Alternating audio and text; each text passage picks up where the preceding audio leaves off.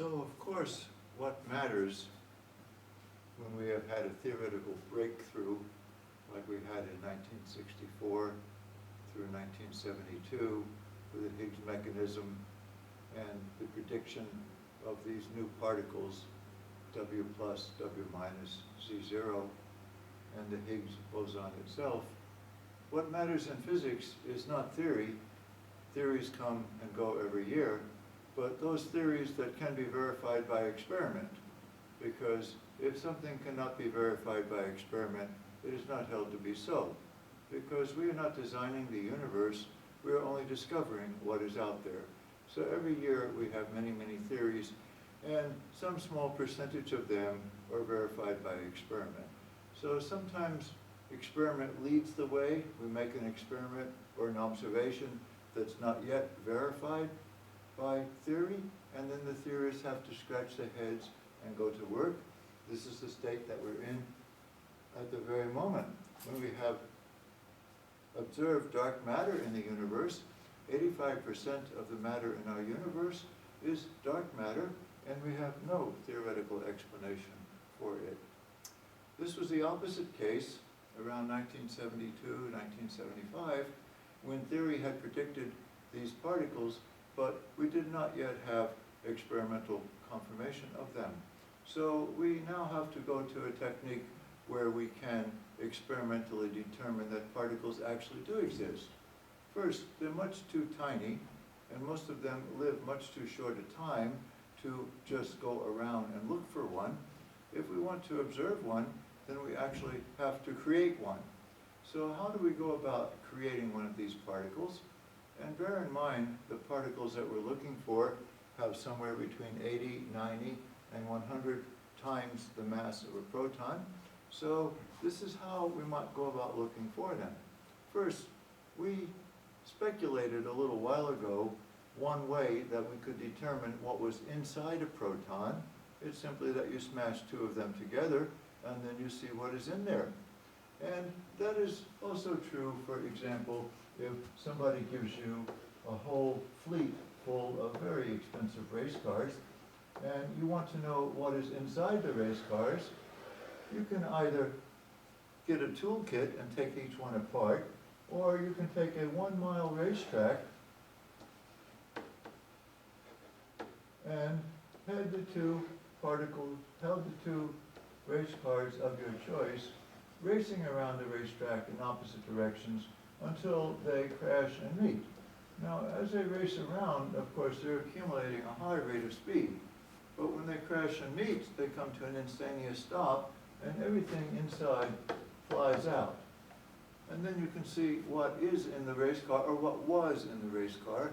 And since the others are identical, then you can hold that they are also composed exactly the same way inside.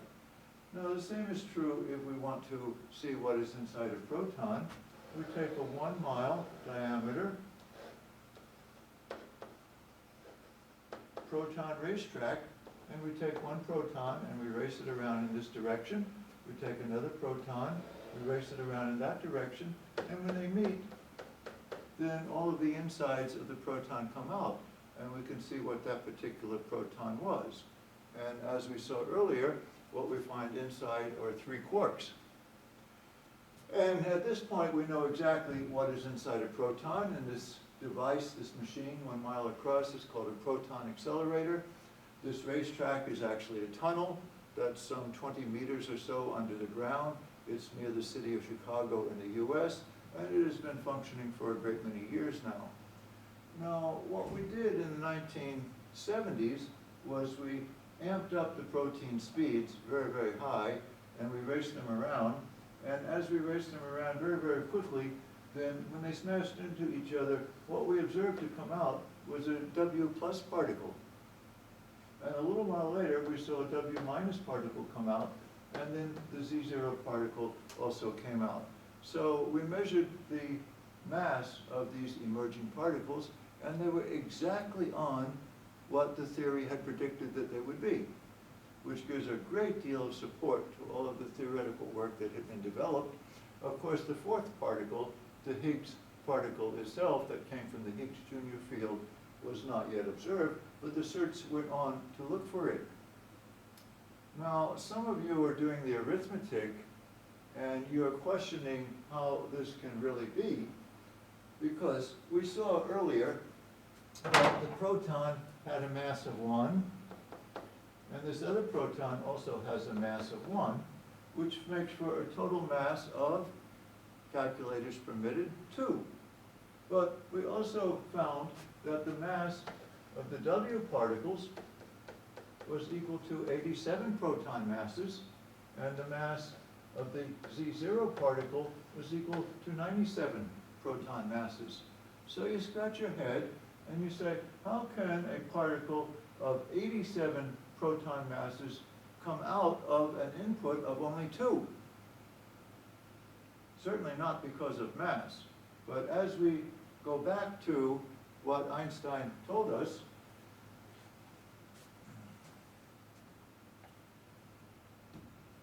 then we realize the answer to our situation, and that is that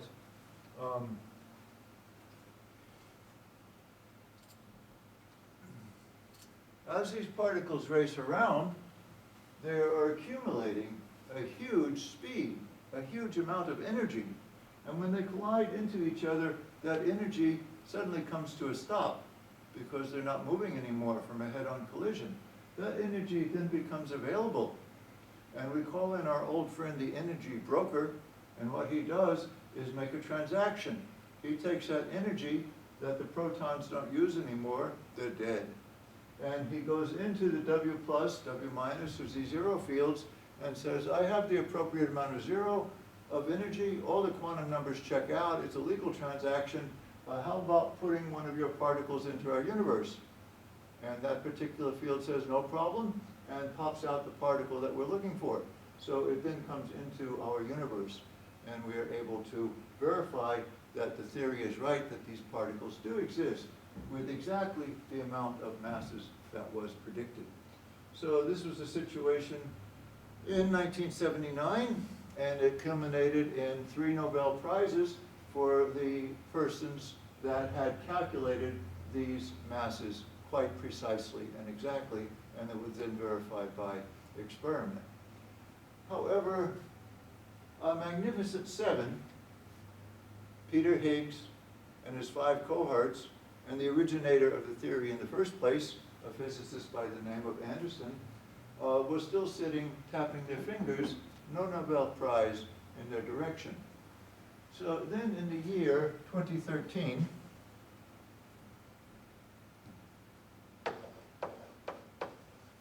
the Nobel Prize was awarded.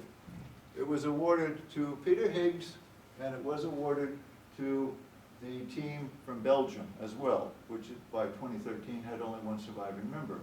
So 2 of this Magnificent 7 was selected for Nobel honors in the year 2013.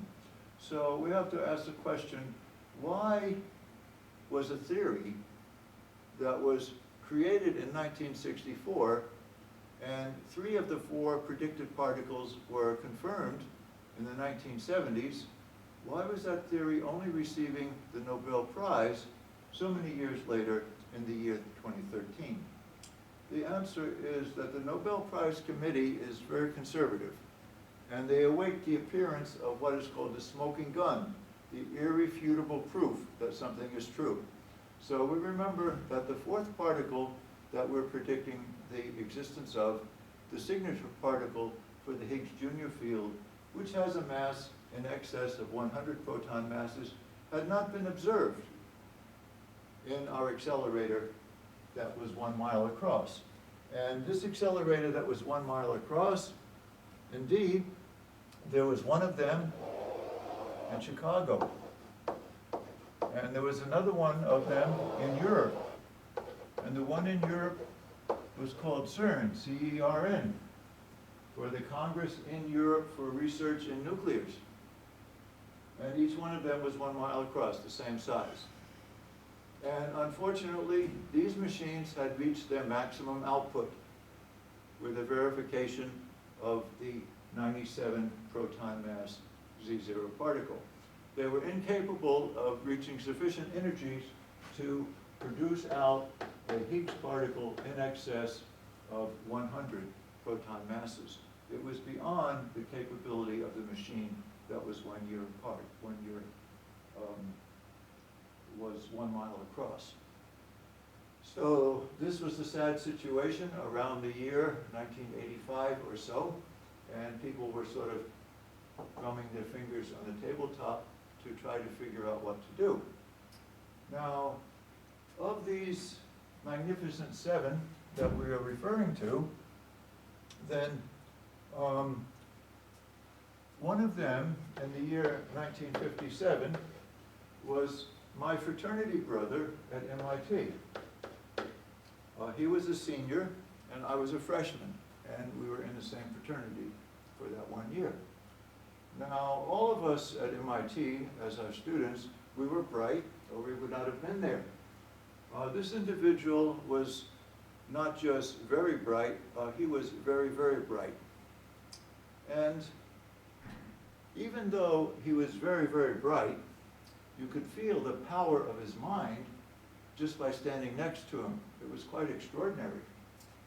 But even though he was very, very bright, he was not very, very nice. He enjoyed his uniqueness. There was another senior at our fraternity, also a physics major, who was very bright, though not very, very bright, but was very, very nice. So when one of us freshmen had a problem in physics, if we wanted to understand it, we went to the very, very nice guy who was very bright, and we got as much understanding as we could have dreamed and wanted. If we just wanted the answer, a very curt, short, exact, correct answer, we went to the guy who was very, very bright.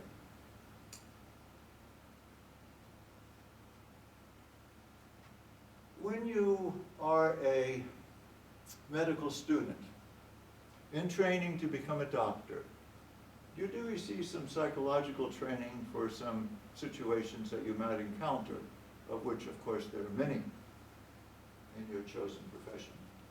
And indeed, you're counseled and trained on what to do the first time that you have a patient that dies. You're counseled on how to handle the emotions that are going to come when your first patient dies. Of course, when you start practice, somewhere in the back of your mind, you firmly feel that not your patients, no, none of your patients are going to die. Certainly other doctors may have patients that die, but not yours. Then, when it does happen, doctors report that even though they have been counseled and trained on how to handle the emotions that they do feel then, they report that nothing prepares you for the moment. Teachers, when we are trained to be teachers, we are counseled as to how to handle the emotions that we're going to feel the first time we have one of our students who is smarter than us. But of course, a little bit of us says that's never going to happen. Not to me, no. And then when it does happen to you, in spite of the fact that you were trained as to how to handle the emotions that come at that moment, teachers report that nothing prepares you for the moment. Later on, it was around the year 1980, 1976 actually, I was teaching at a college near to Chicago, and therefore near to the 1 mile track that was around. And I'd done a little work there as a graduate student, so I was familiar with the place. So I trucked up my physics class and I took them on over there for a field trip. And we toured the facility and they were all dutifully impressed. And when we came back above ground, remember the racetrack is 20 meters under the ground, it's a tunnel. When we came back above the ground, we noticed that there was a river going around in a 1 mile radius exactly above ground where the tunnel was. And there was a large sign, many signs near this river that said, radioactive material, stay away. So we realized that this machine that accelerates these protons to very high speed generates an awful lot of heat. And so it has to have a water cooling mechanism. And the water circulates up into this river and cools, then it goes back down and does some more of its job. And of course, there's a good amount of radioactivity produced in these collisions, so it is contaminated water, and hence it has this sign to stay away. Now, one of my students, who was very bright, now remember, I am only bright, was also a champion swimmer at the college. So I put to him a physics question. I asked him, how long would it take one to swim across that river? And he gave a very bright answer: the rest of your life. On for that. Now, this was a situation in the mid-'80s and early '90s, and it was realized that this Higgs particle was not going to be produced in these machines because they were only 1 mile across. And it was realized that what was needed was a much larger machine that was perhaps 20 miles across. And if it's 20 miles across, then it could accelerate the protons to enough energy to produce a particle that is in the 100 proton mass plus range. So when you are doing a experiment like this, where you're looking for something that you're really not quite sure is there, then you're looking at one of the principles in physics that says, if in the universe something can happen, then given enough time, it will happen. In other words, if you provide enough energy to these two protons, and you have them go around enough experimental times, you do the experiment enough times, if it is possible for a Higgs particle to be produced, then at some time or another, it will come out. So anything that is physically possible to happen at some point or other will happen. So this is also true if you have a 17-mile racetrack, and you put your cars around there at very, very high speeds, and so now when they crash, things can come out that are much larger than your two cars, because the energy of the two cars as they travel is available for more mass creation. So when these two cars crash on your 1 mile racetrack, you can come out with cruise ships or Greyhound buses. Given enough time, you watch long enough, anything that's possible will come out. But the beauty of going to a larger racetrack is that things that you think can exist, that you can design, but you've never seen before, and you're not really sure that they can be built, eventually they will come out of such a collision.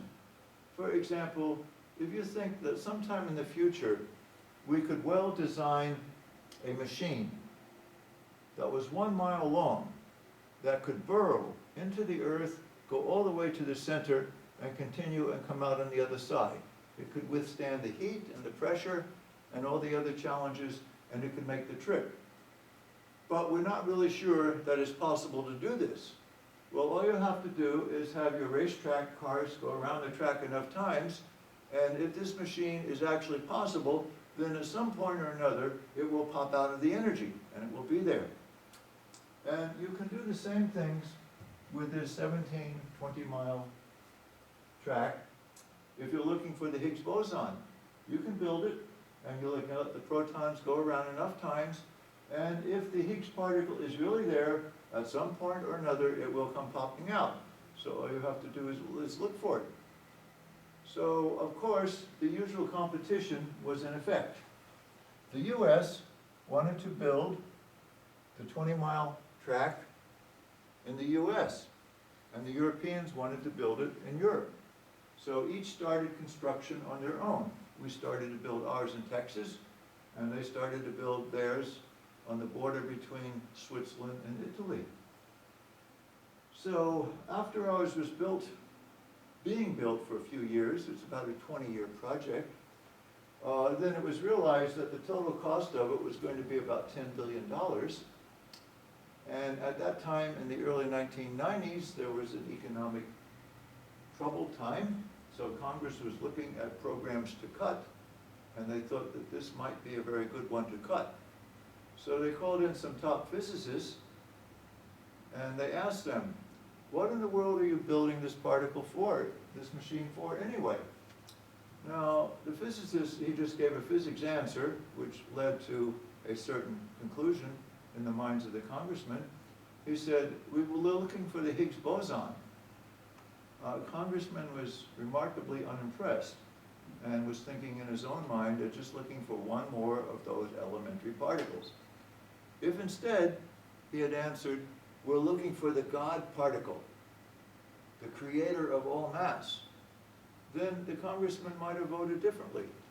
But as it was, they voted thumbs down, and they stopped construction on the machine, where Europe continued construction on their machine. And in the year 2010 or so, some 20 years later, they completed construction on it. Now, for myself, many people, especially in science, regret very much the decision that was made by Congress to kill our own 20-mile proton accelerator. For myself, though, I think that the correct decision was made, because I think one of these in the world is enough. Earlier, when the machines are only 1 mile across, and we've never done it before, we don't know how to do it, we're not sure what we're doing, it's very good to have duplicate programs. But now we know what we're doing, we know how to do it, it's just a matter of making it bigger. I think that one is enough.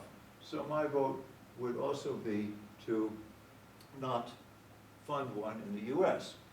Now, of course, part of what was in the congressman's mind was that he was having a choice between either veto this 20-mile accelerator or to stop funding military tuition assistance. Now, I want you to know that even though it is military tuition assistance that puts the food on my table, my vote is unbiased, that I think that we made the right decision by not building one of these in the US. But back to the present. So we come to the year 2013, and indeed we have this big machine, and indeed we turn it on, and indeed out pops the Higgs boson, the Higgs particle. Pops right out as predicted. Now, was anybody surprised? No, nobody was surprised. Because 4 particles had been predicted, 3 of them already confirmed. What was the likelihood that the 4th one was not actually there also? This was a big to-do raised about this thing, but most scientists, ho-hum, they said, oh yeah, you know, well, we knew 20 years ago that it had to be there, no big news. But of course, nothing is certain until it's actually certain. So even in the minds of those scientists, there is always a little bit of doubt until it's actually observed. But they regarded themselves as in a win-win situation. First, if they saw it, it meant that theories were right, so they won. If they didn't see the Higgs boson, it meant that the theories was wrong. And then they could have the joy of creating a whole new model. So it's a win-win situation for them. Now, when this discovery was made and the Nobel Prize was awarded, then the excitement has been going on for about 1 year now. So we do have to clarify a few facts that you should take away from this talk with you. Most of you, if you ask later, what did you take away from this talk? And you're going to answer, well, I got 3 of the leftover meatball subs. Maybe we can just add a little bit to that.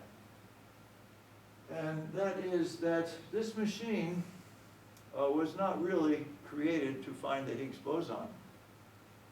Because 1, almost everyone knew it was there anyway. And 2, it's a very minimum level energy that this machine can produce. This machine can produce enormous amounts of energy output above and beyond what is needed to find the Higgs boson. Let's digress for a moment and ask the question, what motivates scientists? it's not money. They're not materialistic, as you saw quite clearly from the photo of these individuals who are extremely successful, that what they are doing is not spending a lot of money on dress or fashion, not one of their priorities. So you say, what then is it that motivates them? And the answer is, it's largely ego-driven. It's fame, reputation, status, accomplishment, and satisfaction are the driving motives that cause discoveries to be made. And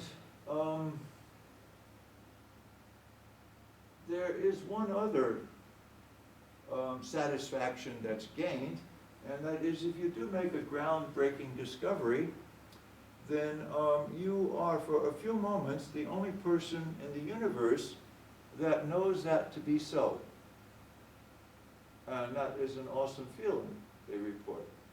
For example, in the year 1920, I was there, people believed that the universe stayed in one place. All the stars, galaxies were fixed, and that was where they always had been and where they always would be. And an astronomer named Edwin Hubble, yes, the telescope was named after him, measured the receding velocities of about 100 plus galaxies, and he discovered they were all moving away. And the further away they were, the faster they were moving. So when he put his data on a graph one night at his workshop in Harvard University, the middle of the night, he realized immediately that the universe was expanding.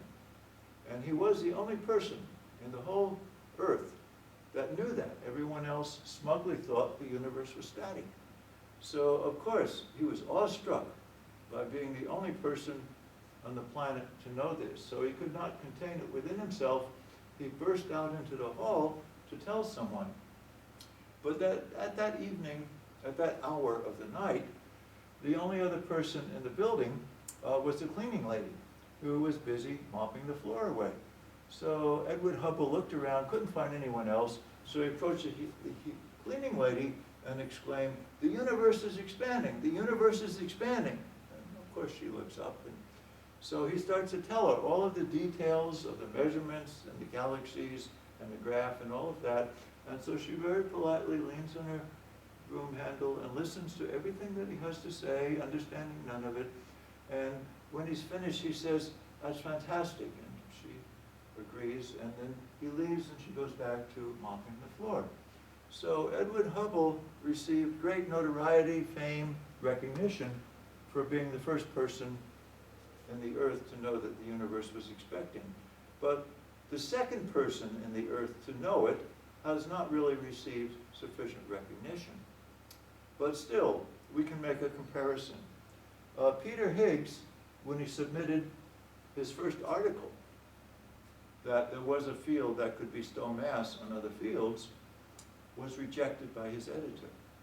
So if we can assume that Peter Higgs was the first person to realize that there was a field that could bestow mass on other fields, then his editor assuredly was the second person. But we can note that perhaps Edwin Hubble's cleaning lady, his second person, treated him more kindly than did Peter Higgs' second person. So that brings us to where we are today. And what we're going to see now is what in the world can come out of this machine next. It was built to deliver much, much more than just the Higgs particle. It's going to be ramped up, and the excitement is going to be that what's going to come out of it now.